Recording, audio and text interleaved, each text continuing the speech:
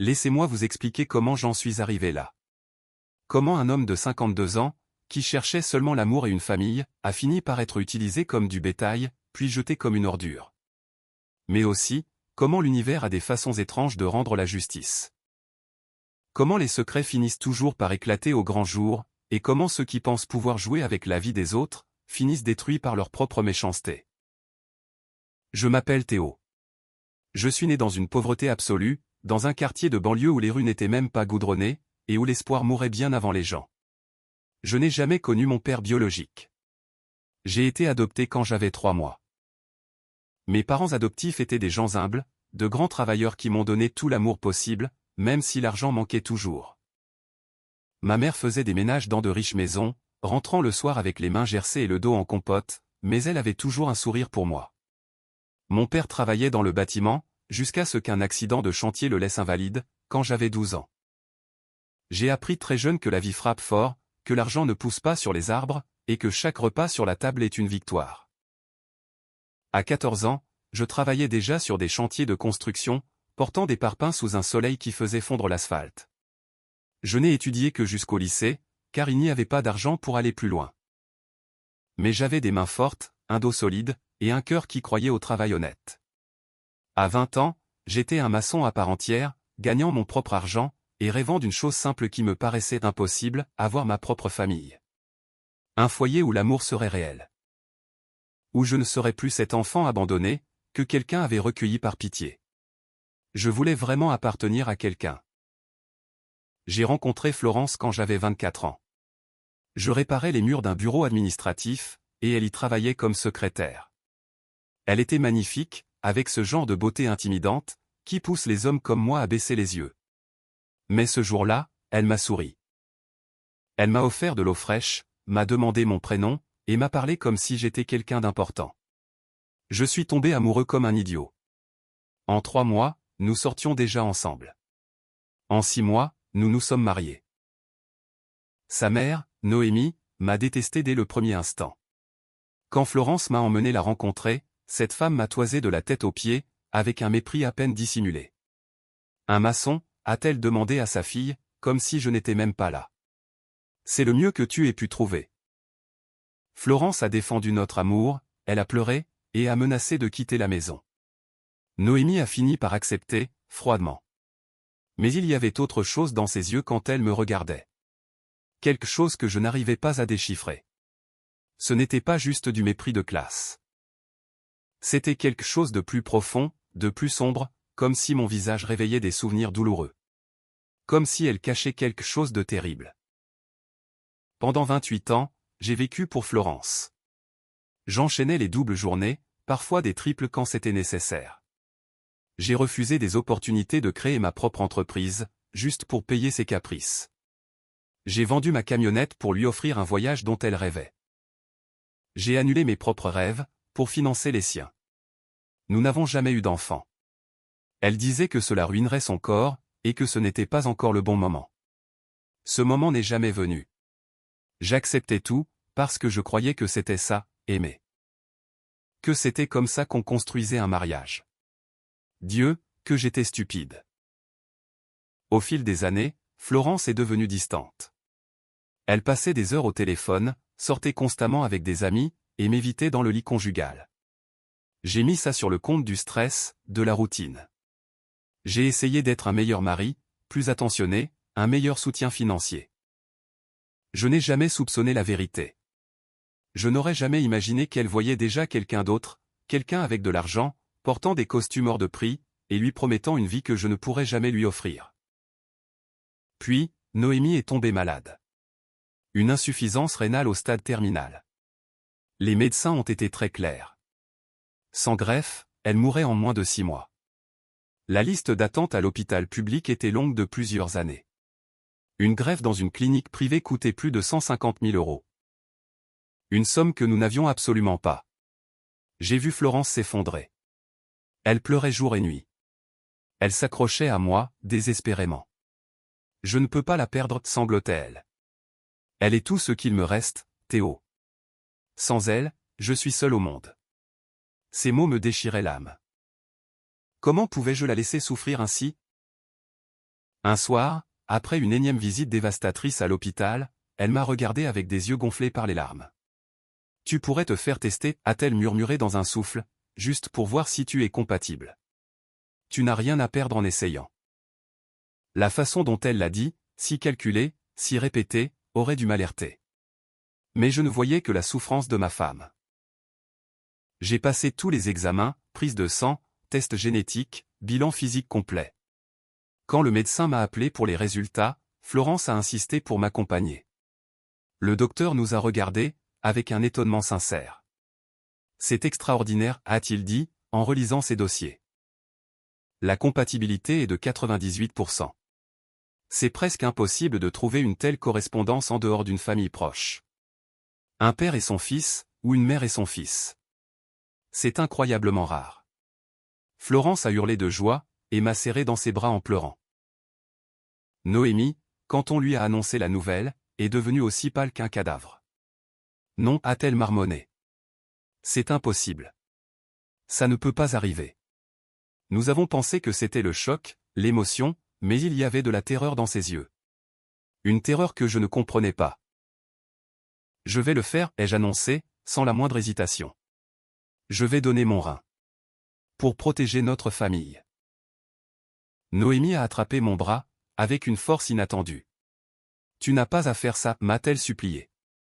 S'il te plaît, réfléchis bien. Florence l'a repoussé, agacée. Maman, ne sois pas ridicule. Théo veut t'aider. J'étais convaincu de mon choix. C'était l'occasion de prouver ma loyauté absolue, de devenir le héros dont ma femme avait besoin. Les jours précédant l'opération étaient étranges, chargés d'une tension que je ne savais pas comment interpréter. Florence est devenue incroyablement affectueuse, presque obsessionnelle. Elle me préparait des petits déjeuners élaborés, me serrait dans ses bras la nuit, me murmurant que j'étais le meilleur homme du monde. Elle me regardait avec une intensité que je n'avais plus vue depuis nos premiers mois de mariage. Après ça, tout va changer, promettait-elle, en me caressant le visage.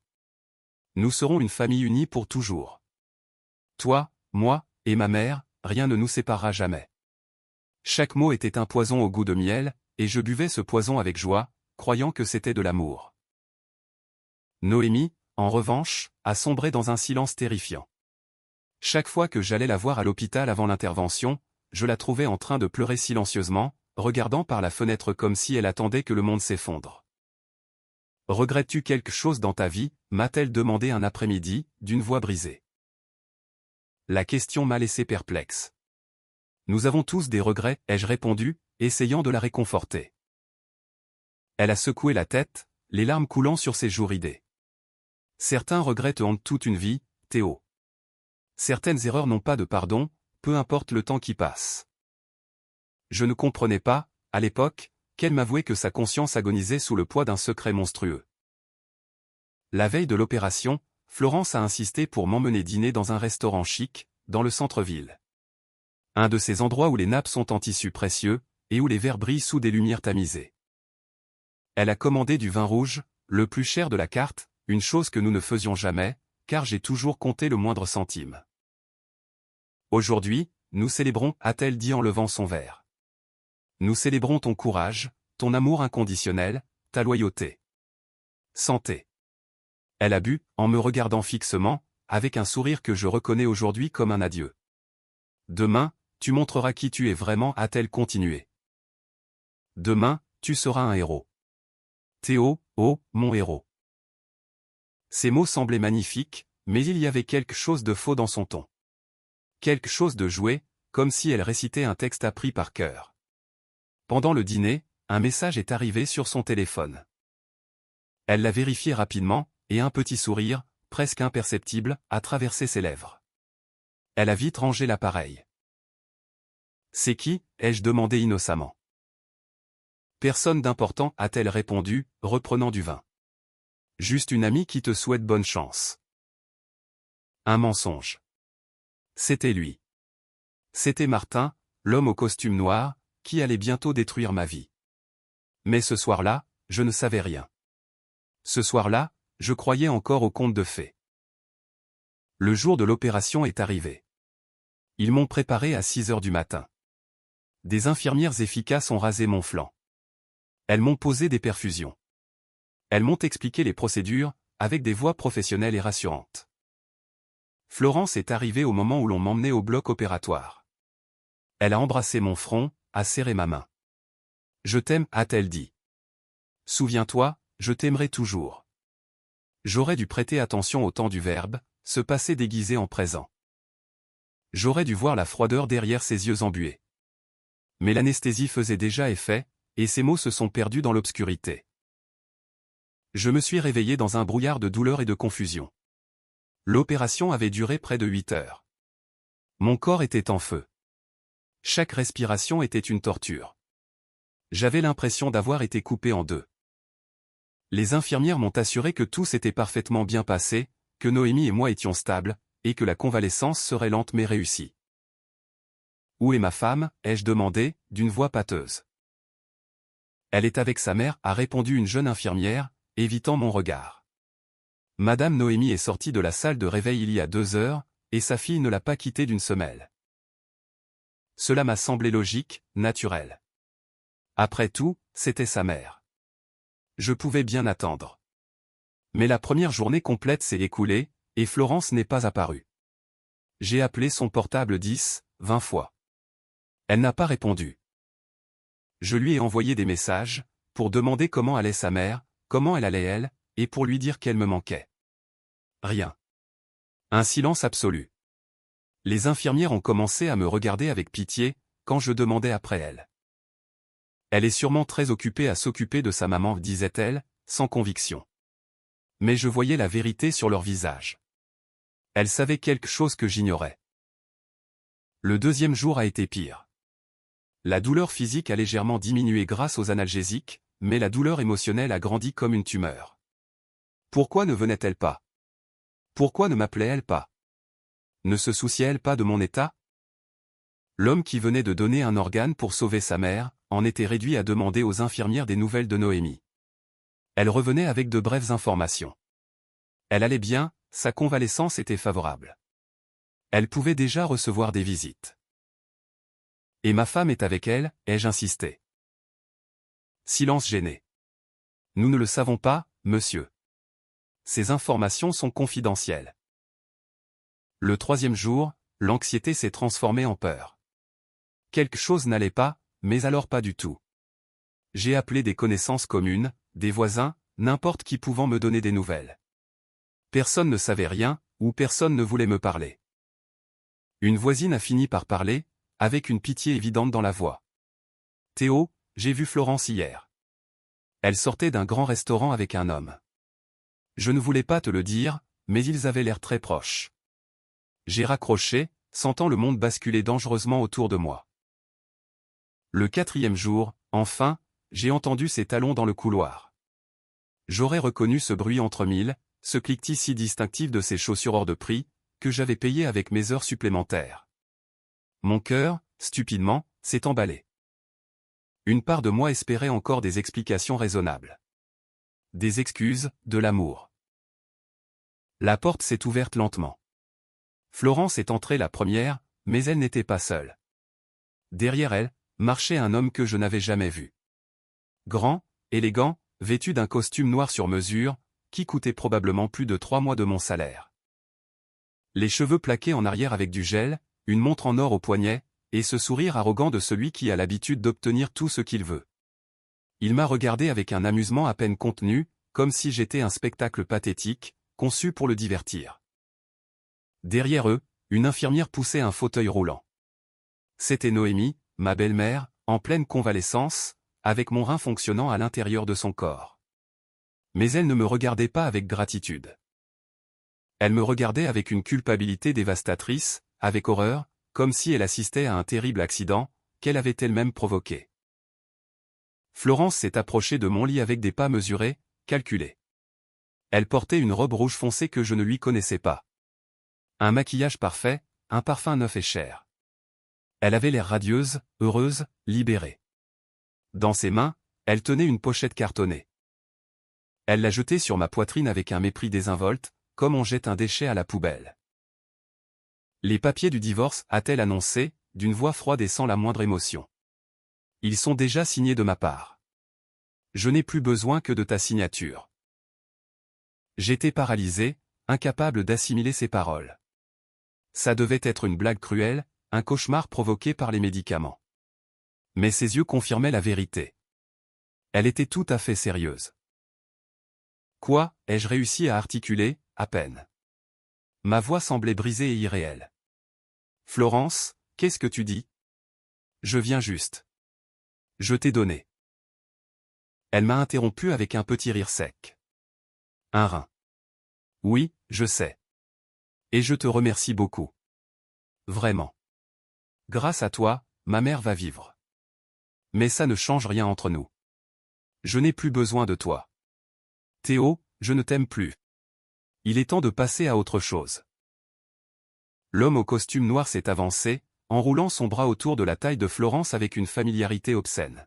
« Permettez-moi de me présenter, » a-t-il dit, d'une voix mielleuse et moqueuse. « Martin. Je suppose qu'on pourrait dire que je suis le nouveau propriétaire de votre femme. Enfin, de votre future ex-femme. » Il s'est penché vers Florence, et l'a embrassée sur les lèvres, lentement et délibérément, s'assurant que je sois témoin de chaque seconde de cette humiliation. J'ai senti quelque chose se briser à l'intérieur de moi, quelque chose qui ne pourrait jamais être réparé. « Depuis combien de temps ?» ai-je demandé, en regardant Florence, la voix tremblante entre la rage et la douleur. « Depuis combien de temps es-tu avec lui ?» Elle a soupiré, comme si ma question était ennuyeuse. « 2 ans, a-t-elle répondu avec indifférence. Nous nous sommes rencontrés lors d'un événement d'entreprise. Il possède 3 concessions automobiles. Il a de l'argent, Théo, du vrai. Il peut m'offrir la vie que je mérite, pas cette existence médiocre que tu m'obliges à mener. » Ces mots m'ont frappé plus violemment que n'importe quel coup physique. 28 ans réduits à une existence médiocre. 28 ans de sacrifice, de réveil à l'aube pour travailler sous un soleil de plomb, de privation pour lui offrir tout ce qu'elle demandait, transformé en néant par une seule phrase cruelle. « Alors tout était un mensonge, » ai-je dit, sentant les larmes menacer de couler.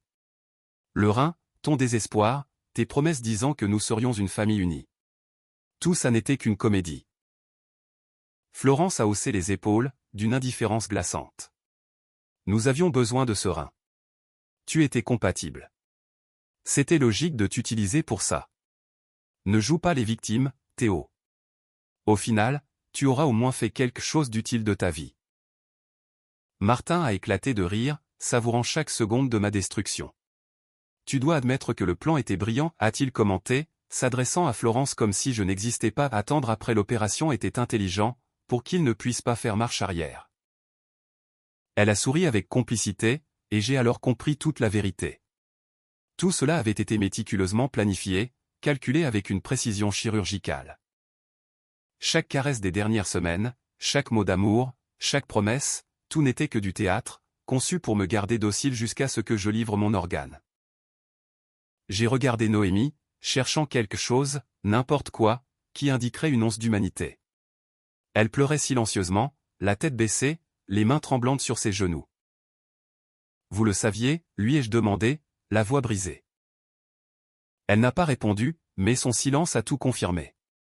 Bien sûr qu'elle le savait. Florence est intervenue, irritée. Elle était d'accord depuis le début. C'était sa vie ou ton petit confort.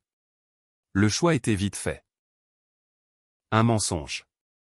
J'avais vu la terreur dans les yeux de Noémie, sa résistance à accepter mon don, ses supplications pour que je change d'avis. Mais je ne savais pas, à ce moment-là, ce qui la terrifiait tant. Je ne savais pas qu'elle portait un secret bien plus sombre, qu'une simple conspiration de divorce.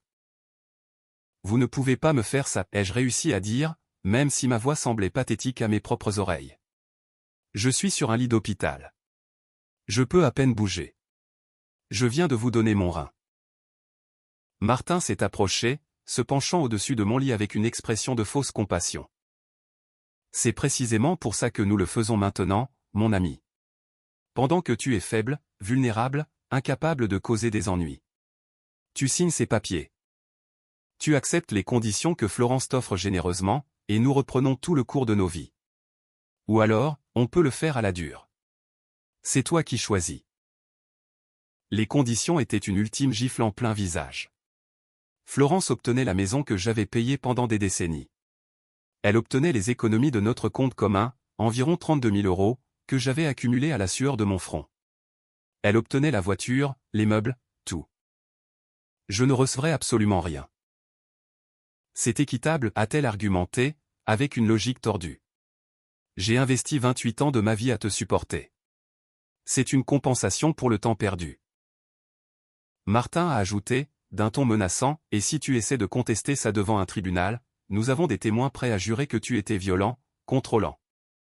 Et que Florence vivait dans la terreur. Qui crois-tu qu'ils vont croire? Un maçon sans éducation, ou une femme respectable avec d'excellents avocats? J'ai fixé ces papiers sur ma poitrine, sentant mon monde se désintégrer. J'ai signé, non pas parce que je le voulais, mais parce que je n'avais plus la force de me battre. J'étais brisé physiquement et émotionnellement, relié à des machines, me sentant comme un animal à l'abattoir, qui comprend enfin que l'amour du fermier n'était qu'un mensonge. Florence a récupéré les documents avec une satisfaction évidente, les a vérifiés rapidement, et les a glissés dans son sac de luxe, que je n'aurais jamais pu lui offrir. Encore une chose, a-t-elle dit avant de partir, comme si elle se souvenait d'un détail sans importance. J'ai besoin que tu libères la maison d'ici 2 semaines. Martin et moi allons y emménager. Ce sera notre nid d'amour. La cruauté de ces mots, l'intention délibérée de m'anéantir complètement, m'a laissé sans souffle. Martin l'a embrassé de nouveau, cette fois de manière plus agressive, s'assurant que le spectacle soit mémorable. Rien de personnel, l'ami, m'a-t-il dit avec un sourire venimeux. Ce sont juste les affaires. Oh, et merci pour le rein. Maintenant, Noémie pourra vivre encore de longues années, et voir sa fille heureuse avec un vrai homme. Ils sont partis ensemble, Florence accrochée au bras de Martin comme un trophée fraîchement remporté, leur rire résonnant dans le couloir alors qu'ils s'éloignaient. L'infirmière a poussé le fauteuil de Noémie vers la sortie, mais ma belle-mère a bloqué les roues avec ses mains. « Attendez » a-t-elle dit, d'une voix à peine audible. L'infirmière a obéi, et s'est discrètement éclipsée, nous laissant seuls. Noémie s'est tournée vers moi, le visage ravagé par les larmes et la culpabilité. « Pardonne-moi » a-t-elle murmuré. « Je t'en supplie, pardonne-moi. Je ne voulais pas que ça arrive. J'ai essayé de l'empêcher. J'ai essayé de te prévenir, mais il était déjà trop tard. » Et elle a éclaté en sanglots incontrôlables. Je ne comprenais pas sa douleur. Pourquoi souffrait-elle, puisqu'elle avait obtenu ce qu'elle voulait? Elle avait mon rein. Elle avait retrouvé la vie. Pourquoi pleurez-vous, ai-je demandé amèrement. Vous avez gagné. Votre fille a gagné. J'ai tout perdu, mais vous, vous avez gagné. Elle a secoué la tête violemment, les larmes tombant sur ses genoux. Tu ne comprends pas. Tu ne sais pas ce que j'ai fait. Tu ne sais pas qui tu es vraiment. Ces mots n'avaient aucun sens pour moi. J'ai alors pensé qu'elle délirait, à cause des médicaments post-opératoires. Vous m'avez utilisé, ai-je dit d'une voix morte. C'est tout ce que j'ai besoin de savoir. Elle a tendu une main tremblante vers moi, mais l'a retirée avant de me toucher. Un jour, tu connaîtras la vérité, a-t-elle murmuré. Et quand tu la sauras, tu comprendras pourquoi cela me détruit. Pourquoi je mérite de souffrir plus que quiconque. Avant que je puisse répondre, elle a appelé l'infirmière et a été conduite hors de la chambre, me laissant seul avec ma douleur et ma confusion. Les jours suivants ont été un enfer flou, fait d'agonie physique et émotionnelle. Les médecins disaient que mon rétablissement était excellent d'un point de vue médical, que le rein restant fonctionnait parfaitement, et que je pourrais mener une vie normale d'ici quelques semaines. Mais ils ne comprenaient pas qu'aucun organe ne pouvait compenser un cœur brisé, une âme pulvérisée. Les infirmières évitaient de me parler, au-delà des questions professionnelles. Elles savaient ce qui s'était passé. Elles avaient été témoins de mon humiliation publique. La pitié dans leurs yeux était insoutenable. J'ai obtenu mon congé de l'hôpital 7 jours après l'opération. Je suis parti avec une plaie en voie de guérison sur le flanc, et une autre qui ne guérirait jamais dans la poitrine. J'ai pris un taxi pour retourner dans ce qui avait été ma maison, pendant 28 ans. Les clés fonctionnaient encore, mais la maison ne m'appartenait plus. Florence avait commencé à emballer mes affaires dans des cartons bon marché, étiquetés avec un marqueur noir. Aujourd'hui, je n'étais que de la ferraille. Mes outils, mes vêtements, mes photographies, Tout était empilé comme des déchets en attente d'être jetés. Je me suis assis sur le canapé, que j'avais acheté avec mon premier salaire décent. Là où j'avais rêvé de voir grandir les enfants qui ne sont jamais venus. Là où j'avais réconforté Florence dans ses mauvais jours, sans savoir qu'elle planifiait ma destruction. La maison sentait différemment, comme si mon absence d'une semaine avait effacé mon existence de ses murs. Dans la cuisine, il y avait des bouteilles de vin très chères, et des plats de traiteur que je n'aurais jamais pu acheter. Martin avait déjà marqué son territoire. J'ai reçu un message de Florence. Froid, direct, dénué de toute humanité. Tu as jusqu'à vendredi pour prendre tes affaires. Après ça, je change les serrures. Ne tente rien de stupide, ou j'appelle la police. Elle ne feignait même plus la politesse. Ce n'était plus nécessaire. J'avais signé les papiers. J'avais renoncé à tout. Officiellement, je n'étais plus rien. Plus personne. J'ai passé cette nuit-là sur le canapé, incapable de dormir dans le lit que j'avais partagé avec un mensonge pendant près de 3 décennies. La douleur dans mon flanc était constante, mais gérable par rapport au vide que je ressentais dans ma poitrine. Je me suis réveillé avec l'impression d'avoir vieilli de 20 ans en une seule nuit. Chaque mouvement était une torture. Pas seulement à cause de la blessure chirurgicale qui cicatrisait encore, mais à cause de ce poids mort que je portais dans l'âme. Je me suis traîné jusqu'à la salle de bain, et j'ai regardé dans le miroir. L'homme qui me dévisageait était un étranger décharné, avec des cernes profonds, une barbe négligée, et des yeux vides. À 52 ans, il ne me restait absolument rien. Ni femme, ni maison, ni économie, ni dignité. Juste une cicatrice sur le flanc, comme un rappel permanent de ma stupidité. J'ai commencé à emballer mes affaires méthodiquement, comme un automate. De vieux vêtements usés, des outils de travail qui étaient la seule chose de valeur que je possédais, des photos d'une vie qui s'était révélée n'être qu'une fiction. Il y en avait une de notre mariage. Florence, souriant de façon radieuse dans une robe couleur ivoire. Moi, dans un costume d'emprunt, trop grand pour moi. Tous les deux fixant l'objectif, comme si l'avenir s'annonçait radieux. Quel mensonge parfait.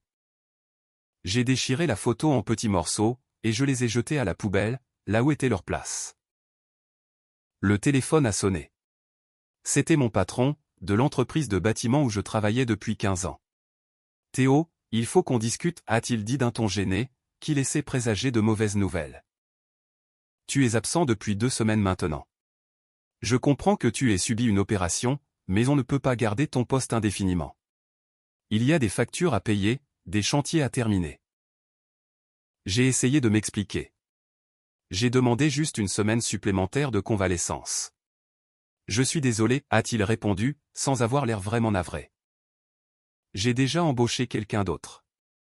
Nous t'enverrons tes indemnités de licenciement par virement. Ce fut un plaisir de travailler avec toi. Il a raccroché avant que je puisse répondre. Je venais de perdre mon travail. 15 années de loyauté, d'assiduité, d'heures supplémentaires faites sans jamais me plaindre, effacées par 2 semaines d'arrêt maladie. L'univers s'acharnait sur moi avec une cruauté systématique. Je me suis effondré sur le canapé, sentant que je n'avais plus la force de continuer à exister. Pourquoi faire? Pour vivre dans une chambre misérable avec le peu qu'il me restait? Pour travailler jusqu'à ma mort, à construire des maisons où d'autres vivraient leur vie? Les jours suivants ont été mécaniques, automatiques. J'ai trouvé un petit appartement dans un quartier sensible, le seul que je pouvais me permettre avec les 1 200 € d'indemnité que j'avais reçus. Une pièce avec des toilettes sur le palier, des murs humides, et des voisins qui hurlaient à toute heure. D'un pavillon de classe moyenne supérieure à ça, la chute avait été vertigineuse et brutale. J'ai installé mes quelques affaires dans cet espace claustrophobique qui sentait la défaite, et j'ai commencé à chercher désespérément du travail. Mais quelque chose avait changé sur le marché de l'emploi pendant mon absence. Les entreprises de BTP cherchaient des jeunes, des gars costauds sans antécédents médicaux compliqués. Vous venez de donner un rein, disaient les employeurs.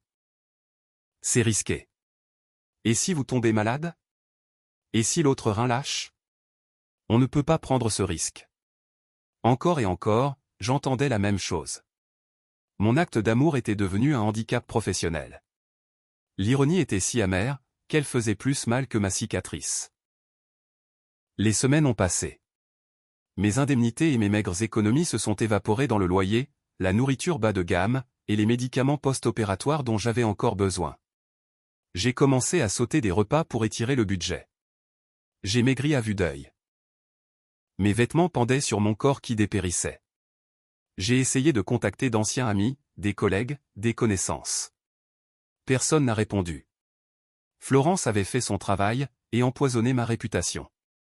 Des rumeurs couraient, disant que j'étais violent, instable, dangereux. Des mensonges cousus de fil blanc, mais qui poussaient comme de mauvaises herbes toxiques.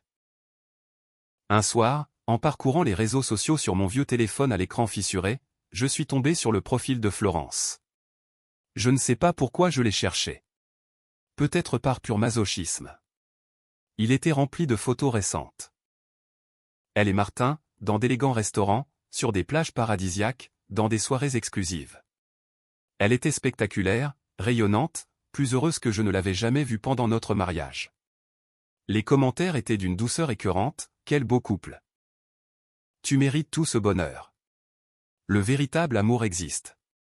Personne ne connaissait la vérité. Personne ne savait que ce bonheur était construit sur ma destruction, financé par ma douleur. Sur une photo récente, ils étaient dans mon ancienne maison, désormais entièrement refaite à neuf. Ils avaient changé les meubles, peint les murs en gris foncé, et installé une décoration moderne et hors de prix. Martin enlaçait Florence dans le salon, la même où j'avais passé des milliers de nuits à regarder la télé, rêvant d'un avenir qui n'arriverait jamais. La légende disait, nouvelle maison, nouvelle vie, nouvel amour. Merci l'univers, pour les secondes chances. J'ai eu envie de vomir. J'ai fermé l'application, mais les images étaient gravées dans mon esprit, comme marquées au fer rouge. Les mois qui ont suivi n'ont été qu'une descente ininterrompue vers les abysses. J'ai trouvé de petits boulots temporaires, mal payés, plongeurs dans des restaurants crasseux, manutentionnaires dans des entrepôts glacés, agents d'entretien pour des toilettes publiques. Rien ne durait plus de 2 semaines. Ma santé se détériorait lentement. Le rein restant travaillait trop. Les médecins des cliniques gratuites m'avertissaient que je devais prendre soin de moi. Bien manger. Éviter le stress. Des conseils impossibles à suivre, quand on peut à peine se payer un toit au-dessus de sa tête. J'ai arrêté de me regarder dans le miroir. L'homme qui y vivait n'était plus moi. C'était un fantôme ambulant, une coquille vide respirant par inertie, mais qui était morte émotionnellement depuis des mois. J'ai pensé au suicide, plus de fois que je n'ose l'admettre. Ce serait si facile. Un pont très haut, une poignée de pilules accumulées, n'importe quelle méthode rapide. À qui manquerais-je? À personne. Absolument à personne. J'avais dédié toute ma vie à des gens, qui m'avaient considéré comme un simple outil jetable. Un après-midi, 6 mois après le divorce, alors que j'achetais de la nourriture premier prix dans un supermarché, j'ai vu Noémie. Elle était dans le rayon des produits bio, l'air en pleine forme, totalement guérie. Mon rein fonctionnait parfaitement à l'intérieur de son corps. Elle m'a vu aussi, et son visage s'est transformé en un masque d'horreur et de culpabilité. Elle a essayé de s'approcher, mais j'ai fait demi-tour et j'ai quitté le magasin sans rien acheter. Je ne voulais pas de sa pitié. Je ne voulais pas de ses excuses vides. Elle avait ce qu'elle voulait. J'avais livré la marchandise qu'ils avaient réclamée. Fin de la transaction. Mais ce soir-là, j'ai reçu un message d'un numéro inconnu. Théo, c'est Noémie. Je t'en prie, il faut que je te parle. Il y a des choses que tu dois savoir. Des choses concernant ce rein, qui changeront ta vie. N'ignore pas ce message. Je t'en supplie. J'ai supprimé le message sans répondre. Ces secrets ne m'intéressaient pas. Rien de ce qui touchait à cette famille, qui m'avait détruit, ne m'intéressait. Je voulais juste qu'il me laisse mourir en paix, dans ma misère. Mais elle a insisté. Des messages quotidiens, des appels auxquels je ne répondais pas, jusqu'à ce qu'elle apparaisse enfin à la porte de mon appartement minable, par un après-midi pluvieux. Elle était trempée, frissonnante, et paraissait avoir vieilli de plusieurs décennies depuis la dernière fois que je l'avais vue. Je t'en prie, m'a-t-elle supplié quand j'ai ouvert la porte, avec la seule intention de lui dire de dégager. Accorde-moi juste 10 minutes. Après, tu pourras me haïr pour l'éternité si tu le souhaites. Mais tu mérites de connaître la vérité sur qui tu es vraiment. Quelque chose dans son ton désespéré m'a fait hésiter. Je l'ai laissée entrer. Elle s'est assise sur mon unique chaise, tandis que je restais debout, les bras croisés, attendant qu'elle crache le morceau pour pouvoir la mettre dehors. Elle a regardé autour d'elle, les murs écaillés, le matelas posé à même le sol, la pauvreté absolue, et s'est mise à pleurer. Tout ça est de ma faute, a-t-elle sangloté. Tout est de ma faute. Si j'avais eu du courage il y a 50 ans, rien de tout ceci ne serait arrivé. Je n'ai pas de temps à perdre avec vos drames, ai-je dit, d'une voix éteinte. Dites ce que vous avez à dire, ou partez. Elle a pris une grande inspiration, a essuyé ses larmes, et m'a regardé droit dans les yeux. Le rein que tu m'as donné avait une compatibilité de 98%, a-t-elle commencé. Le médecin a dit que seule la famille proche pouvait avoir un tel niveau de compatibilité. Père, fils, mère, fils. Elle a fait une pause dévastatrice. Théo, je suis ta mère biologique. Je t'ai fait adopter quand tu avais 3 mois, parce que j'étais une mère célibataire de 16 ans, sans aucune ressource. Je t'ai cherché pendant 50 ans. Et quand Florence t'a ramené à la maison, en tant que petite amie il y a 28 ans, j'ai tout de suite reconnu la tache de naissance sur ton cou. J'ai su que tu étais mon fils. Le monde a cessé de tourner. Ces mots ne pouvaient pas être réels. Ça devait être un mensonge cruel, une ultime manipulation. Vous mentez, ai-je dit, même si ma voix tremblait, trahissant le doute qui commençait à s'immiscer en moi. C'est encore une manipulation, un autre jeu malsain pour vous donner bonne conscience. Noémie a nié avec véhémence, sortant de son sac une enveloppe jaunie par le temps. Elle l'a ouverte avec des mains tremblantes, et en a sorti de vieux documents, des photographies décolorées, des papiers légaux frappés de sceaux officiels. Tout est là, a-t-elle dit, en me l'étendant. L'acte de naissance original, les papiers d'adoption, des photos de toi bébé. Regarde la tache de naissance sur ton cou, sur cette photo. Elle est identique à celle que tu as aujourd'hui. J'ai pris les documents, avec des mains qui ne semblaient plus être les miennes. L'acte de naissance datait d'il y a 52 ans. Mère, Noémie Christina Vega, 16 ans, célibataire. Père, inconnu. Bébé de sexe masculin, remis pour adoption volontaire 3 mois après la naissance. La photographie montrait un bébé, avec une petite tache sombre sur le côté gauche du cou. Inconsciemment, ma main s'est portée sur mon propre cou, là où cette même marque avait toujours été. Une marque que j'avais toujours considérée comme insignifiante, une simple particularité de ma peau. C'est impossible, ai-je chuchoté, sentant le sol se dérober sous mes pieds. C'est impossible.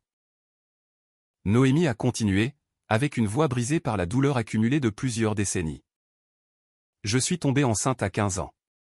Le père était un garçon de mon lycée, qui a disparu quand il l'a appris. Mes parents m'ont forcé à cacher ma grossesse. Ils m'ont envoyé vivre chez des parents éloignés. Quand tu es né, ils ne m'ont laissé te tenir que pendant 3 mois. Ils disaient que tu allais gâcher ma vie. Que personne ne m'épouserait, s'ils savaient que j'avais eu un enfant bâtard. Ils t'ont arraché de mes bras, pendant que je hurlais et que je pleurais. Je n'ai jamais cessé de te chercher. Les larmes coulaient librement sur son visage ridé. Des sillons de douleur, qui avaient mis un demi-siècle à se creuser. J'ai engagé des détectives privés pendant des années. J'ai dépensé chaque centime que je gagnais, pour essayer de te retrouver. À cette époque, le système d'adoption était fermé, les dossiers scellés. C'était impossible. Et puis, il y a 28 ans. Florence est rentrée à la maison avec son nouveau petit ami. À la seconde où je t'ai vu, j'ai su. Cette marque sur ton cou, la forme de tes yeux, de tes mains. Tu étais mon bébé. Tu étais mon fils perdu, debout dans mon salon, tenant la main de ma fille. L'horreur de la situation a commencé à me frapper par vagues. Alors, vous saviez depuis le début que j'étais votre fils, ai-je dit, sentant la nausée monter dans ma gorge. Et vous nous avez laissé nous marier. Vous nous avez laissé vivre comme un couple marié pendant 28 ans, en sachant que nous étions demi-frères et demi-sœurs. Noémie s'est caché le visage dans les mains, tout son corps secoué par les sanglots. Je ne pouvais rien dire. Si je l'avais fait, j'aurais dû expliquer pourquoi je t'avais abandonné, révéler que j'avais eu un enfant illégitime quand j'étais adolescente.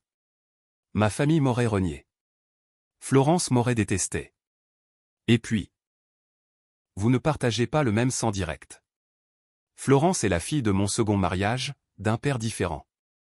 Techniquement, il n'y avait pas de consanguinité directe. J'ai essayé de me convaincre que ça n'avait pas d'importance.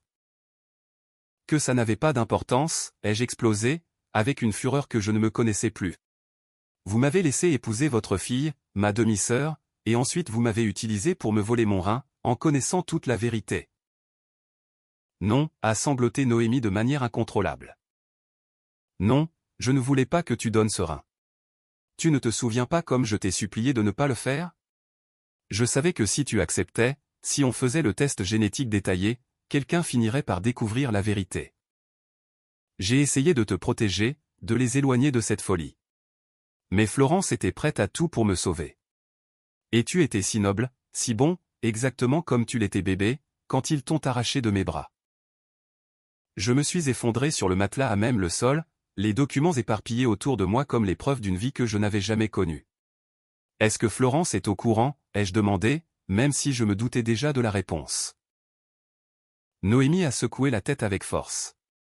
Je ne lui ai jamais dit. Elle n'a aucune idée que vous êtes demi-frère et sœur. Elle sait seulement que tu es l'homme qu'elle a utilisé, puis jeté. Quand elle découvrira la vérité, son monde s'effondrera tout autant que le tien. Il y avait quelque chose de presque satisfaisant dans cette idée. Une petite étincelle de justice, au milieu de ce chaos absolu. Les médecins ont dit que la compatibilité était extraordinaire, ai-je continué, essayant d'analyser les choses.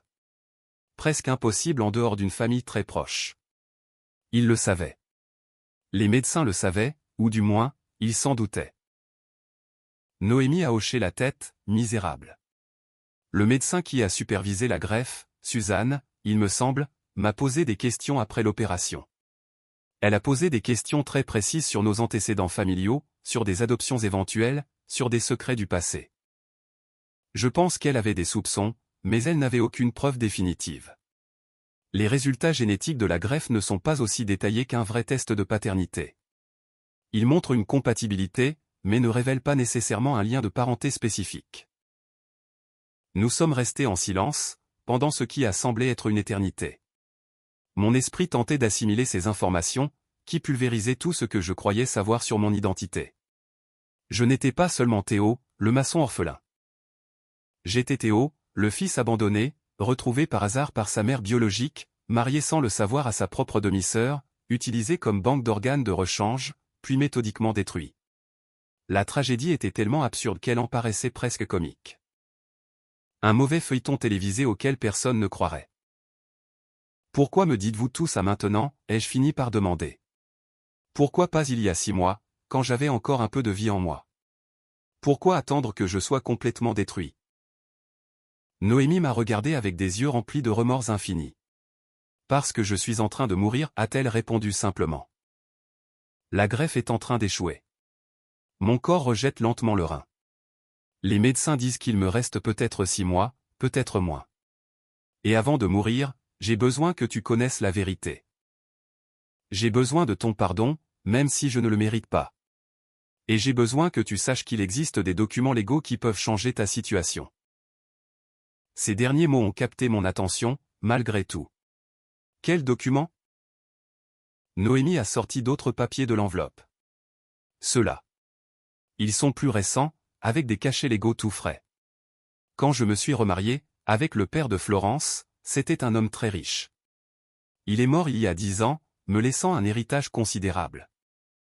Des propriétés, des placements, des comptes bancaires. Le tout s'élève à environ 4 millions d'euros. Mon testament actuel laisse tout à Florence, en tant que seule héritière connue. Mon cœur s'est mis à battre plus fort. Mais je suis votre fils biologique, ai-je continué le raisonnement, ce qui veut dire que, légalement, j'ai des droits sur cet héritage. Noémie a hoché la tête lentement. Exactement. En tant que fils biologique, même ayant été adopté, tu as des droits inaliénables sur ma succession, d'autant plus qu'il y a maintenant des preuves médicales de notre lien.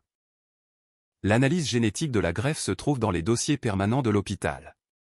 Un avocat compétent pourrait s'en servir, pour exiger un test ADN complet, et établir légalement la filiation. L'information m'a frappé de plein fouet. 4 millions d'euros. Assez pour reconstruire ma vie détruite, pour avoir une sécurité que je n'avais jamais connue, pour enfin respirer, sans le poids constant de la pauvreté pour m'écraser. Et vous me dites ça parce que vous voulez que je me batte pour cet héritage, ai-je demandé, méfiant. Qu'est-ce que vous y gagnez? Noémie a souri tristement. Un sourire plein de douleur, et de regrets accumulés toute une vie. Je n'y gagne rien. En fait, je perds. Florence va me haïr, quand elle saura que je t'ai donné ces informations. Mais je te dois bien ça. Je te dois 52 ans d'amour maternel que tu n'as jamais reçu. Je te dois de te protéger du monstre qu'est devenu ma fille, et je te dois justice. Elle s'est levée avec effort, le rein greffé la faisant visiblement souffrir. Voici le nom d'un avocat, a-t-elle dit, en laissant une carte de visite sur les documents. Marc Rousseau. Il est bon, honnête, et il me doit des faveurs. Je l'ai prévenu de ta situation. Il est prêt à prendre ton dossier, sans rien te facturer d'avance. Tu ne le paieras que lorsque tu auras gagné, et tu vas gagner. La loi est très claire dans ces cas-là. Elle s'est dirigée vers la porte, mais s'est arrêtée avant de sortir. Encore une chose, Théo. Florence ne sait pas que son mariage avec toi était techniquement incestueux. Quand elle l'apprendra, son monde sera anéanti. Sa réputation, sa relation avec Martin, tout. Utilise cette information comme bon te semble. Après ce qu'elle t'a fait, tu en as totalement le droit. Elle est partie, me laissant seul avec ces documents, qui prouvaient que toute ma vie n'avait été qu'un mensonge. J'ai passé 3 jours sans dormir, à lire et relire chaque document que Noémie m'avait laissé. Acte de naissance, papier d'adoption, dossiers médicaux de la greffe, copie de testament, acte de propriété. Chaque page était une nouvelle pièce du puzzle macabre qu'avait été mon existence. 52 ans vécus dans l'ignorance totale. Marié à ma demi-sœur sans le savoir, utilisé comme organe de rechange, puis jeté comme une vulgaire ordure. La tragédie était si parfaite qu'il en était douloureux de respirer. Le 4e jour, j'ai enfin trouvé le courage d'appeler l'avocat. Marc Rousseau avait un cabinet en centre-ville, dans un immeuble d'affaires qui m'a intimidé, dès que j'ai franchi les portes en verre. J'y suis allé avec mes vêtements les plus corrects, qui restaient pathétiques par rapport au costume qui remplissait ces couloirs. La réceptionniste m'a regardé avec un dédain à peine masqué, quand j'ai demandé à voir l'avocat. « Avez-vous rendez-vous » a-t-elle demandé, sur un ton qui signifiait clairement que les types comme moi n'avaient rien à faire là. « Oui » ai-je répondu, en lui montrant la carte que Noémie m'avait donnée. Son expression a changé immédiatement. « Oh, vous êtes le monsieur dont a parlé Madame Vega. Entrez, je vous en prie. Maître Rousseau vous attend. » Marc Rousseau était un homme d'une 40aine d'années, élégant, mais sans l'arrogance à laquelle je m'attendais. Il m'a accueilli avec une poignée de main ferme, et m'a offert un café, que j'ai accepté avec gratitude. Noémie m'a parlé de votre situation, a-t-il commencé, s'asseyant face à moi avec un dossier ouvert. C'est l'une des histoires les plus tragiques que j'ai entendues en 20 ans de carrière, mais c'est aussi l'une des plus limpides sur le plan juridique. Vous avez un dossier en béton, monsieur Théo. Vraiment très solide. Ces mots ont ravivé quelque chose en moi, que je croyais mort. Une petite flamme d'espoir, que j'étais terrifié de ressentir, car tout espoir m'avait déjà été arraché auparavant. Expliquez-moi, ai-je demandé, d'une voix qui se voulait ferme, mais qui tremblait légèrement. Marc a ouvert le dossier, et a commencé à m'expliquer avec une clarté toute professionnelle. Vous êtes le fils biologique de Noémie Vega. C'est documenté dans votre acte de naissance original. Bien que vous ayez été confié à l'adoption, les lois sur les successions dans ce pays protègent formellement les droits des enfants biologiques. Le fait d'avoir été adopté n'annule pas automatiquement vos droits sur le patrimoine de votre mère biologique, surtout quand il existe des preuves médicales irréfutables du lien de parenté. Il a sorti d'autres documents, les dossiers hospitaliers de la greffe.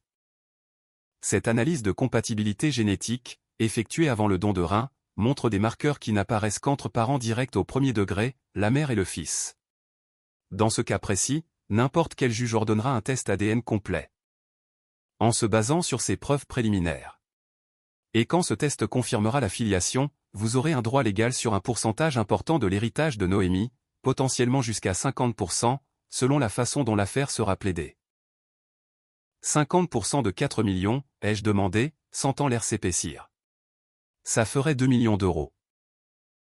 Marc a hoché la tête. C'est exact. Mais ce n'est pas tout. Vous avez également de solides arguments pour poursuivre en dommages et intérêts. Vous avez été trompé, poussé à faire un don d'organes sous de faux prétextes. Votre ex-femme et votre belle-mère ont comploté pour utiliser votre corps comme une ressource médicale, et ont ensuite détruit votre vie. Cela constitue une fraude, des violences psychologiques, et de l'exploitation. Nous pourrions facilement demander une indemnisation supplémentaire, disons 500 000 €, ou même plus. Les chiffres étaient tellement énormes que je n'arrivais pas à les assimiler. Moi, qui n'avais même pas de quoi payer mon loyer le mois prochain, j'avais soudain la possibilité de devenir millionnaire. Combien de temps cela prendrait-il, ai-je demandé. Marc s'est adossé à sa chaise, songeur. Les affaires de succession peuvent prendre des mois, parfois des années, mais nous pouvons accélérer les choses. Nous allons déposer une demande de reconnaissance de paternité immédiatement. Nous demanderons un test ADN en urgence. Ainsi qu'un gel préventif des avoirs de Noémie, pour empêcher Florence d'essayer de déplacer de l'argent, ou de vendre des biens avant que l'affaire ne soit résolue. Avec les preuves que nous avons, je peux obtenir une ordonnance du tribunal en 2 semaines maximum. Et pour Florence, ai-je demandé, ressentant un étrange mélange d'anticipation et de peur. Quand elle découvrira tout ça, quand elle apprendra qu'elle était mariée à son demi-frère. Marc a souri, et il y avait quelque chose de presque féroce dans ce sourire. C'est là que les choses deviennent intéressantes. Votre mariage avec elle pourrait techniquement être considéré comme nul dès le départ, pour cause de consanguinité non divulguée.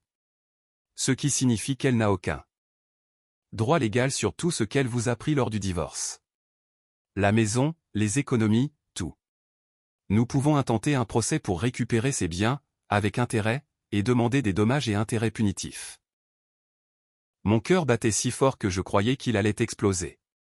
Êtes-vous en train de me dire que je peux récupérer tout ce qu'elle m'a pris? Marc a hoché la tête avec énergie. Et bien plus encore. De plus, quand cela deviendra public, et croyez-moi, cela deviendra public, car les médias adorent ce genre de scandale, la réputation de Florence sera anéantie. Une femme qui épouse sans le savoir son demi-frère. Qui conspire pour lui voler son rein, puis l'abandonne. Les gros titres s'écrivent tout seuls.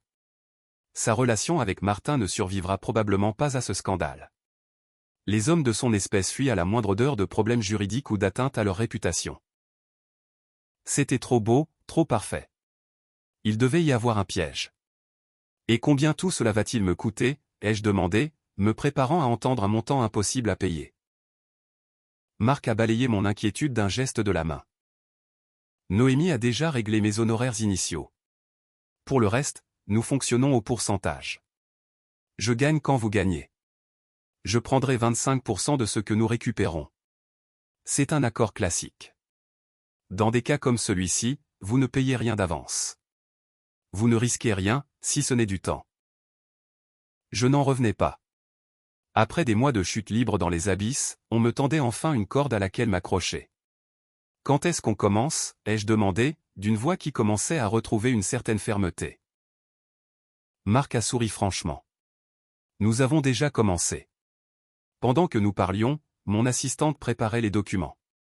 J'ai juste besoin que vous signiez quelques papiers me donnant le pouvoir légal de vous représenter. Et dès demain matin, nous déposerons tout cela auprès du juge. Dans 2 semaines maximum, nous aurons une ordonnance de gel des avoirs, et une date pour un test ADN. J'ai signé les documents d'une main tremblante, lisant à peine les lettres qui dansaient devant mes yeux. C'était réel. Ça se passait vraiment. Après tant de souffrance, de douleur, tant d'humiliation, l'univers m'offrait enfin une chance de me battre. J'ai quitté ce bureau en ressentant une chose que je n'avais pas éprouvée depuis des mois, quelque chose de dangereux et d'enivrant, l'espoir. Les 2 semaines qui ont suivi ont été une agonie d'attente. Marc a tenu parole. Il a déposé de multiples requêtes, reconnaissance de filiation biologique, annulation du mariage, récupération des biens, dommages et intérêts, et une demande préventive pour geler les avoirs de Noémie. Le juge, après avoir examiné les preuves préliminaires, particulièrement les dossiers médicaux de la greffe, a accordé immédiatement le gel des avoirs, et a fixé une audience en urgence pour un test ADN. Florence a été mise au courant, quand des huissiers de justice se sont présentés à mon ancienne maison avec des documents légaux.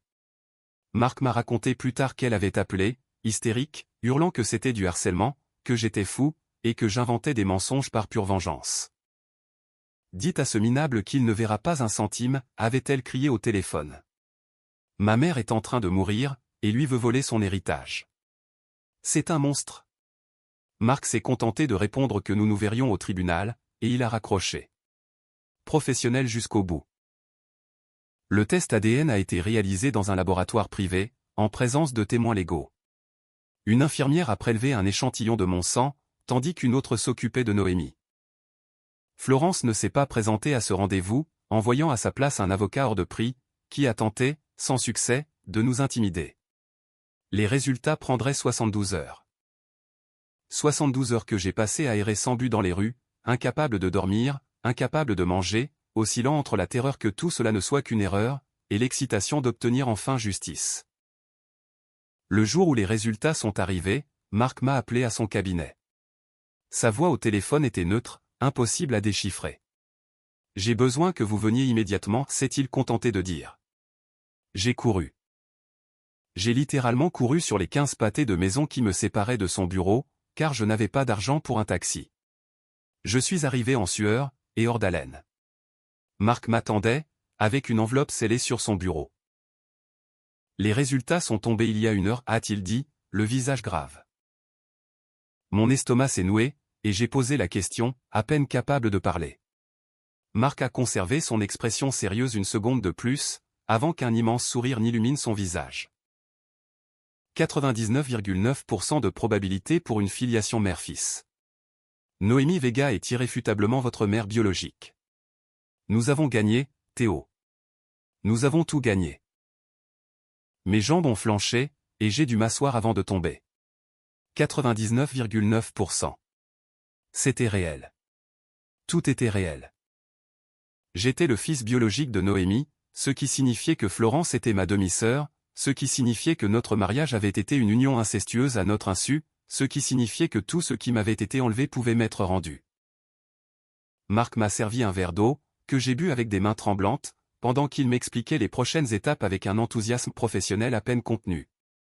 Maintenant, on passe à la meilleure partie, a-t-il dit, étalant d'autres documents sur son bureau. Avec le test de paternité confirmé, nous allons immédiatement déposer une requête pour faire annuler votre mariage avec Florence, pour cause de consanguinité non déclarée.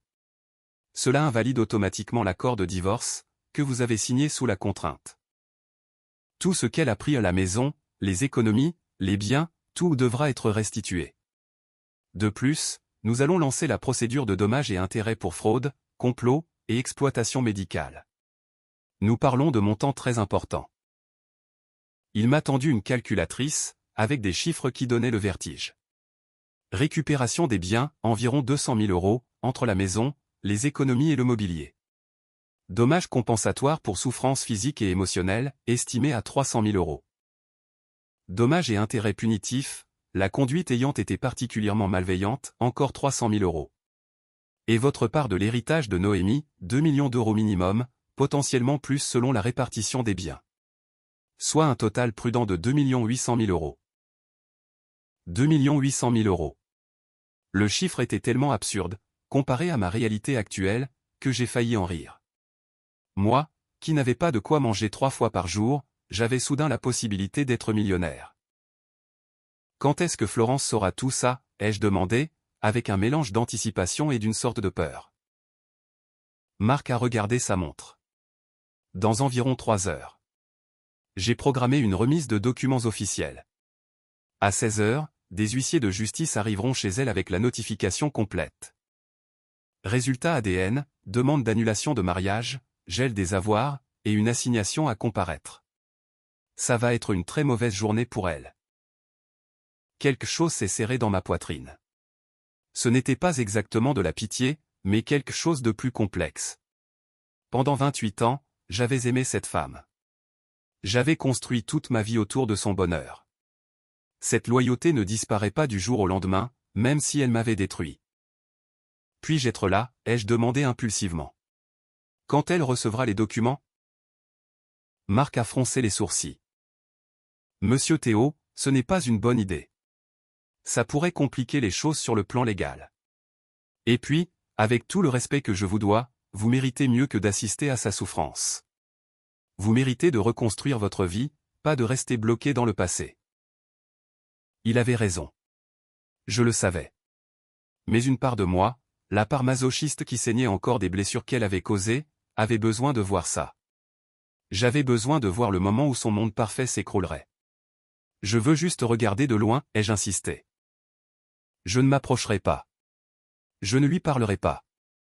Je veux juste voir son visage, au moment où elle comprendra. Marc a soupiré de résignation. Très bien, mais vous restez dans votre voiture, à bonne distance. Ne pensez même pas à l'approcher, ou nous aurons de gros problèmes. À 15h30, j'étais garé à une demi-rue de mon ancienne maison. La maison que j'avais payée avec des décennies de travail, et que Florence m'avait volée sans le moindre remords. L'endroit avait l'air encore plus élégant que sur les photos des réseaux sociaux. Ils avaient ajouté un jardin de devant avec des fleurs coûteuses, une nouvelle porte en bois sculpté, et un système de sécurité bien visible, le tout financé probablement avec mon argent, ou celui de Martin. La voiture de Florence, une berline argentée que je ne reconnaissais pas, était dans l'allée. Il y avait aussi un gros SUV noir de luxe, que j'ai supposé appartenir à Martin. À 16h pile, une voiture d'huissier s'est garée devant la maison. 2 officiers en uniforme en sont sortis, munis d'épais dossiers. Ils ont frappé à la porte. Florence a ouvert, toujours aussi impeccable. Une robe couleur lavande, qui coûtait sans doute plus que 3 mois de mon loyer actuel, une coiffure parfaite, un maquillage irréprochable. Son expression agacée s'est changée en confusion lorsqu'elle a vu les officiers. Je ne pouvais pas entendre la conversation d'où j'étais, mais j'ai vu l'un d'eux lui tendre la grande enveloppe. Florence l'a ouverte avec une irritation évidente, pensant sans doute qu'il s'agissait d'une autre requête sans importance. J'ai vu la seconde exacte où elle a commencé à lire. Son visage est devenu d'une pâleur cadavérique. Ses mains se sont mises à trembler. L'enveloppe est tombée par terre, pendant qu'elle portait une main à sa bouche, étouffant ce qui était clairement un cri d'horreur. Martin est apparu derrière elle, a ramassé l'enveloppe, et a commencé à lire. Son expression est passée de la curiosité à un choc absolu, en quelques secondes. Il a regardé Florence avec un mélange de dégoût et d'horreur, qu'elle n'a pas vu, car elle était pliée en deux, comme si on venait de la frapper à l'estomac. Les officiers ont dit quelque chose de plus. Elle a hoché la tête mécaniquement, et ils sont partis, la laissant sur le pas de la porte, tenant à peine debout. Martin lui hurlait quelque chose, gesticulant violemment avec les documents. Je pouvais deviner les mots, même sans les entendre. Ton demi-frère. Tu étais marié à ton demi-frère, et maintenant il va tout récupérer. Florence a essayé de le toucher, mais il s'est reculé avec une répulsion visible.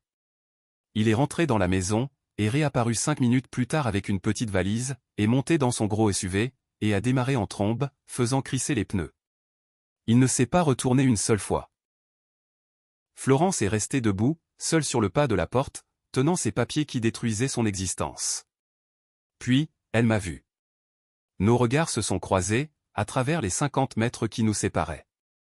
Même de si loin, je pouvais voir la dévastation absolue sur son visage. La réalisation que tout ce qu'elle avait construit sur ma destruction, était en train de s'effondrer sur elle. Elle a fait un pas vers ma voiture, puis un autre, comme un zombie se déplaçant sans volonté propre.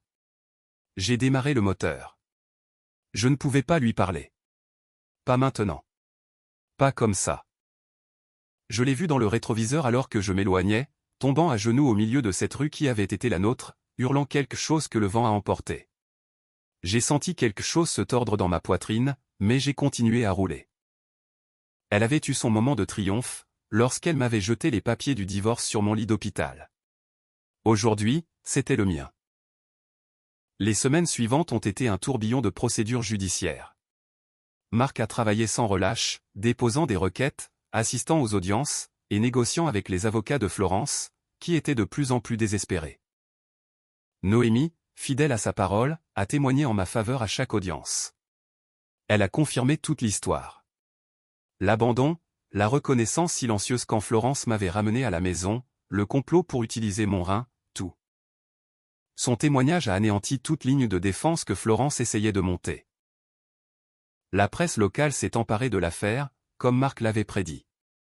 Les gros titres étaient brutaux, une femme épouse sans le savoir son demi-frère, l'utilise pour une greffe, puis l'abandonne. Un secret de famille vieux de 50 ans éclate dans un scandale d'héritage millionnaire. Une mère garde le silence pendant que sa fille épouse son propre frère. Les journalistes campaient devant mon ancienne maison, pour obtenir des déclarations de Florence. Elle n'est jamais sortie. Les rideaux sont restés tirés, jour après jour. Les amis qui la flattaient autrefois sur les réseaux sociaux, la crucifiaient maintenant. Les commentaires étaient sans pitié. Inceste et trahison. Quel beau mélange. Le karma existe, et il présente l'addition. Elle mérite tout ça, c'est un monstre. Une part de moi avait de la peine de la voir se faire écharper en public, mais je me rappelais ensuite son sourire froid, quand elle m'avait jeté ses papiers. Je me rappelais Martin l'embrassant, alors que j'agonisais à l'hôpital. Je me rappelais ces mois de faim et de désespoir. Ma pitié s'est vite éteinte. L'audience finale a eu lieu 2 mois après le début de l'affaire. La juge, une femme austère d'une 60aine d'années, a examiné méticuleusement toutes les preuves, tests ADN, dossiers médicaux, témoignages, documents financiers. Florence a essayé d'argumenter qu'elle ignorait tout du lien de parenté, qu'elle était aussi une victime. Son avocat, visiblement mal à l'aise, a présenté une plaidoirie fragile sur le fait que le mariage avait été contracté de bonne foi. Marc a systématiquement détruit chaque argument.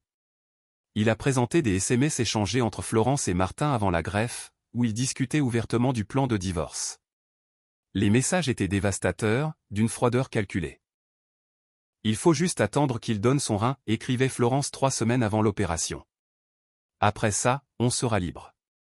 Ma mère vivra, et nous pourrons commencer notre vie ensemble sans ce boulet. Martin répondait, es-tu sûr qu'il signera le divorce sans se battre? Et elle répliquait, je le ferai quand il sera faible, juste après l'opération. Il n'aura pas la force de résister. Et puis, je lui dirai que j'ai des témoins de violence conjugale s'il tente quoi que ce soit. Crois-moi, il cédera comme il le fait toujours.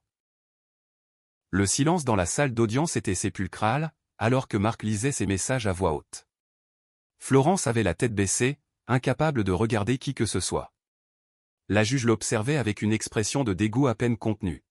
« Avez-vous quelque chose à dire pour votre défense, madame ?» a demandé la magistrate, sur un ton signifiant clairement que rien ne pourrait justifier ce qu'on venait d'entendre. L'avocat de Florence a tenté de prendre la parole, mais elle l'a arrêté d'un geste de la main. Elle s'est levée lentement, me regardant enfin dans les yeux, pour la première fois depuis le début de cette procédure judiciaire. « Je n'ai pas de défense, a-t-elle dit d'une voix brisée, mais claire. Tout ce que l'avocat de M. Théo a dit est vrai. J'ai comploté avec Martin pour utiliser mon mari, puis l'abandonner. Je l'ai fait consciemment, cruellement, sans aucun remords. Je pensais mériter mieux qu'une vie avec un maçon sans éducation. Je croyais que l'argent et le statut de Martin me rendraient heureuse.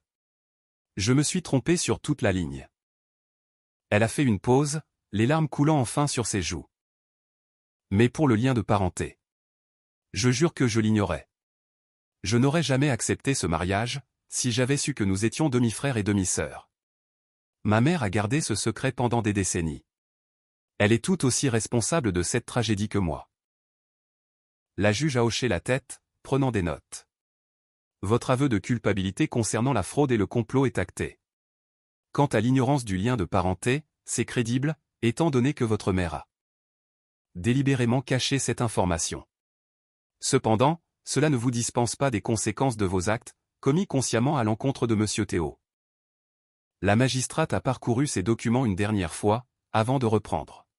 « J'ai examiné ce dossier en profondeur, et j'ai rarement vu une affaire aussi moralement répréhensible. Monsieur Théo, vous avez littéralement offert un organe de votre corps, croyant faire un acte d'amour filial. Vous avez été trahi, au moment de votre plus grande vulnérabilité. La conduite de Madame Florence constitue une fraude, de l'exploitation, et de la cruauté préméditée. » Elle a pris une grande inspiration, avant de rendre son verdict. « Premièrement, je déclare le mariage entre Théo et Florence nul et non avenu, avec effet rétroactif à sa date de création, pour cause de consanguinité non déclarée. Deuxièmement, je déclare invalide l'accord de divorce signé sous la contrainte, et j'ordonne la restitution immédiate de tous les biens à M. Théo, y compris la propriété résidentielle, le véhicule, et les fonds bancaires détournés. Troisièmement, je condamne Madame Florence à verser des dommages et intérêts compensatoires d'un montant de 300 000 €, ainsi que des dommages punitifs de 300 000 € supplémentaires, à Monsieur Théo. Quatrièmement, concernant la succession de Madame Noémie Vega, la filiation biologique irréfutable ayant été établie, je déclare Monsieur Théo héritier légitime, avec un droit sur 50% de l'ensemble du patrimoine. Les mots tombaient comme les coups de marteau de la justice. Florence sanglotait désormais ouvertement, son avocat essayant de la réconforter en vain. La juge n'en avait pas terminé. Cinquièmement, considérant que le rein greffé est en train de défaillir et que l'espérance de vie de Madame Noémie est limitée, j'ordonne que le partage de l'héritage soit accéléré, et exécuté dans les 90 jours suivant son décès. Sixièmement, j'interdis à Madame Florence de vendre, transférer, ou disposer de tout bien, jusqu'à ce que la restitution du patrimoine de Monsieur Théo soit complète. Ce jugement est définitif et ne peut faire l'objet d'un appel que sur des points de procédure, et non sur le fond. Elle a frappé avec son maillet. L'audience est levée. Je suis resté assis, incapable de bouger, alors que la réalité s'imposait à moi. J'avais gagné. Non seulement j'avais gagné, mais j'avais obtenu tout ce que Marc m'avait promis, et même plus. Florence est passée près de moi en sortant. Elle s'est arrêtée brièvement. « Je suis désolé » a-t-elle chuchoté si bas que je pouvais à peine l'entendre. « Pour ce que ça vaut, je suis vraiment désolé. Tu étais un homme meilleur que ce que je méritais. » Elle a continué à marcher avant que je ne puisse répondre, quittant la salle d'audience, et probablement ma vie, pour toujours. Marc m'a pris dans ses bras, avec un enthousiasme bien peu professionnel. On l'a fait. On a tout gagné. Sa joie était sincère, mais je me sentais étrangement vide. Oui, j'avais obtenu justice. J'avais récupéré ce qu'on m'avait volé, et bien plus encore, mais le prix à payer avait été 28 années de vie gâchée, un organe donné par tromperie, et des mois de souffrance indicibles. Était-ce vraiment une victoire, ou juste une maigre réparation pour des dommages irréparables? Les mois qui ont suivi ont été un lent processus de reconstruction. Florence a libéré mon ancienne maison en 2 semaines, comme le tribunal l'avait ordonné. Je l'ai trouvée vide, à l'exception des meubles basiques qu'elle n'avait pas pu emporter. Elle avait laissé un mot sur la table de la cuisine, « Les meubles que nous avons achetés ensemble t'appartiennent plus qu'à moi. Prends tout. Je ne veux rien qui me rappelle ce que j'ai détruit. » Signé simplement d'un F. J'ai engagé une société de nettoyage professionnel, pour effacer la moindre trace de Martin. J'ai repeint les murs, remplacé ce qu'ils avaient changé.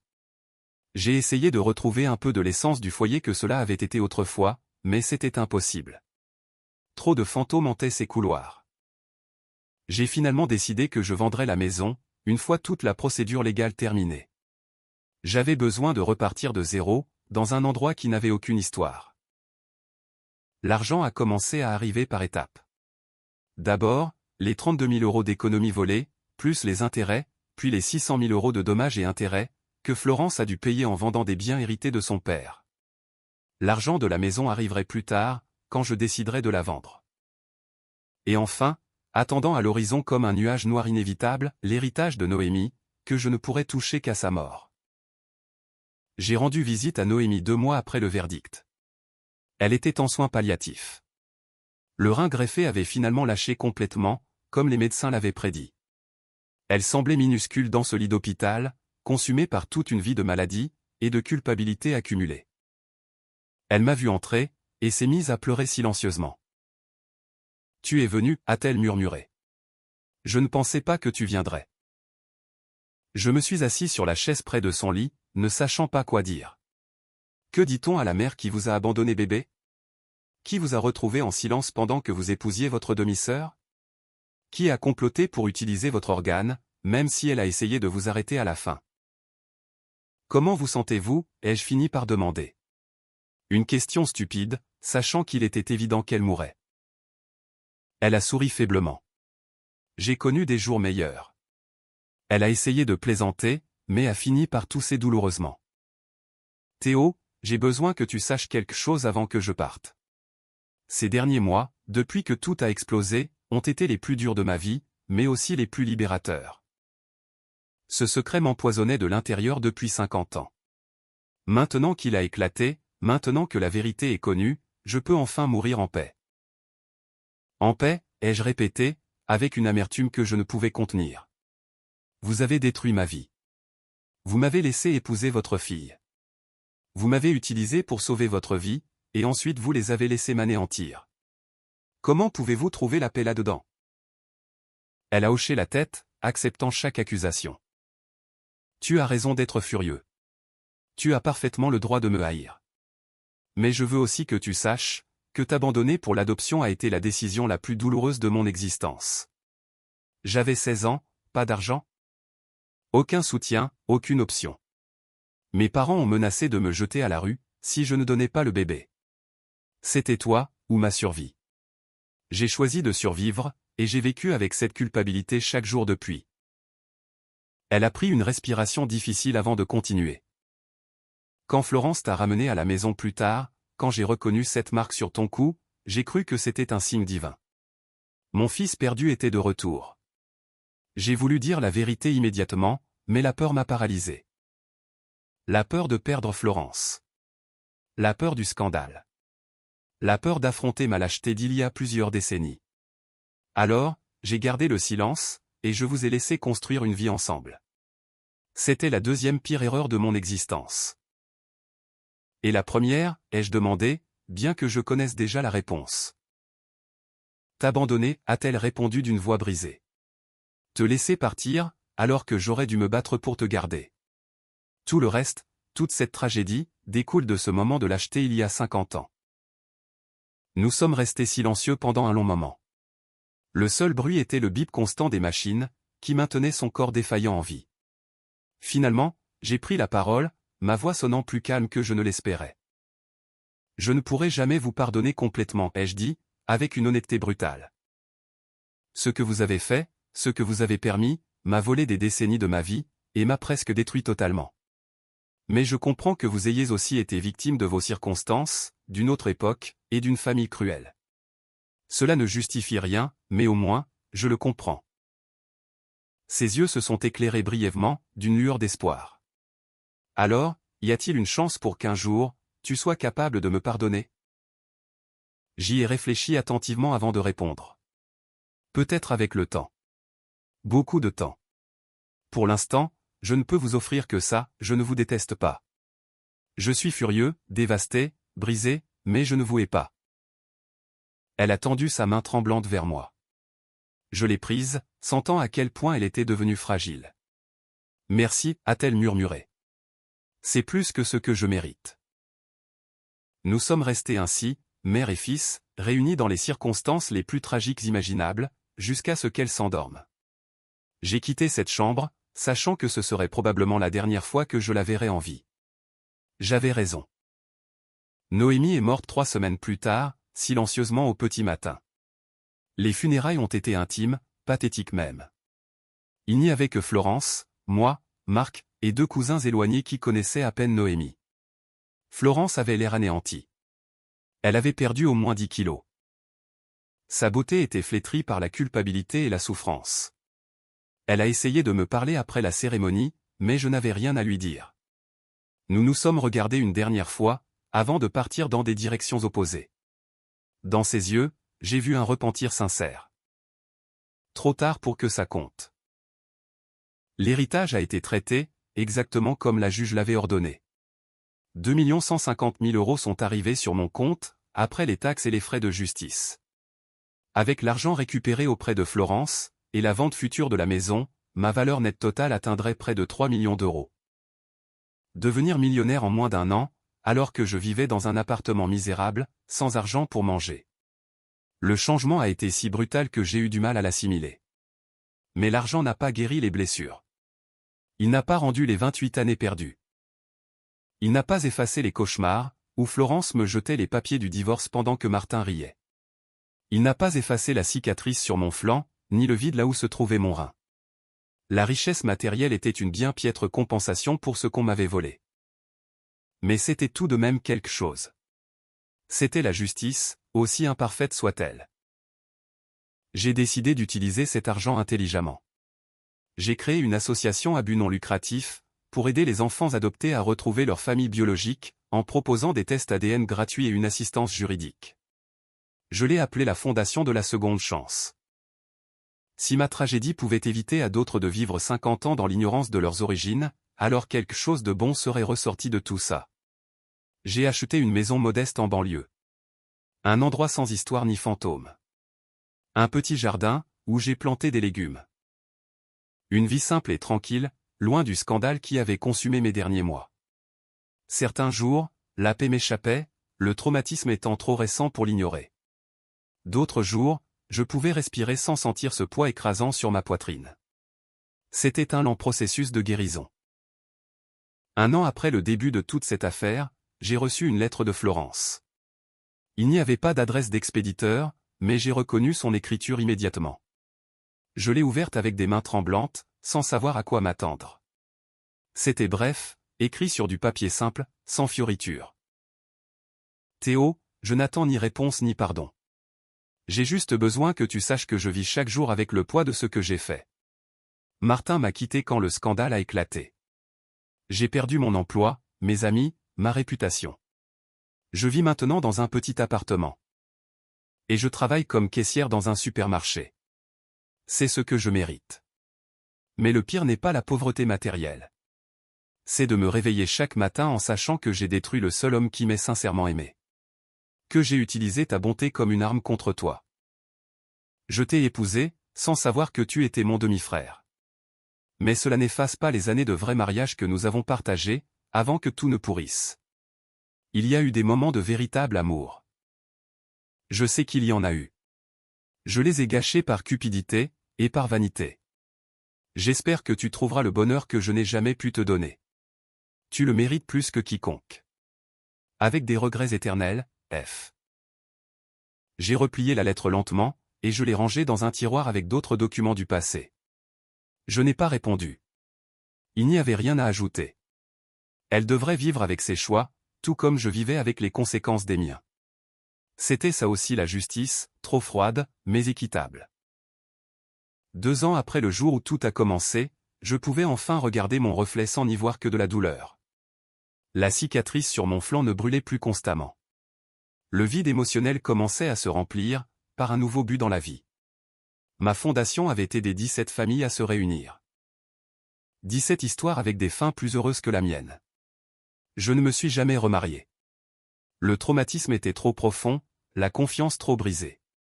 Mais j'ai trouvé la paix dans la solitude, dans un travail qui avait du sens, et en sachant que le karma avait fini par récolter ses dettes. Florence vivait la pauvreté qu'elle méritait. Martin avait fui le scandale, y perdant des investissements importants. Noémie était morte avec sa culpabilité, consumée par celle-ci. J'avais survécu, marqué, mais reconstruit. J'avais donné un rein, croyant à l'amour et à la famille. Ils m'ont rendu la trahison et la destruction, mais sans le savoir, ils m'ont aussi donné la vérité, la justice, et enfin, la liberté. Le rein que j'ai donné était bien plus qu'un organe. C'était la preuve d'un lien de parenté caché, la clé qui a déverrouillé des secrets vieux de 50 ans, et le catalyseur d'une justice poétique. Florence ignorait la chose la plus importante au sujet de ce rein, qu'il était la preuve même de sa propre chute. J'ai donné par amour. L'univers s'en est servi pour rétablir l'équilibre. Et à la fin, debout dans mon petit jardin, en regardant un paisible coucher de soleil, j'ai compris que parfois, la justice arrive tardivement, mais qu'elle frappe de toutes ses forces. Les cicatrices restent, mais la dignité retrouvée aussi. J'ai donné un rein par amour. Ils m'ont rendu de la haine. Mais le karma n'oublie jamais, et la vérité finit toujours par éclater au grand jour.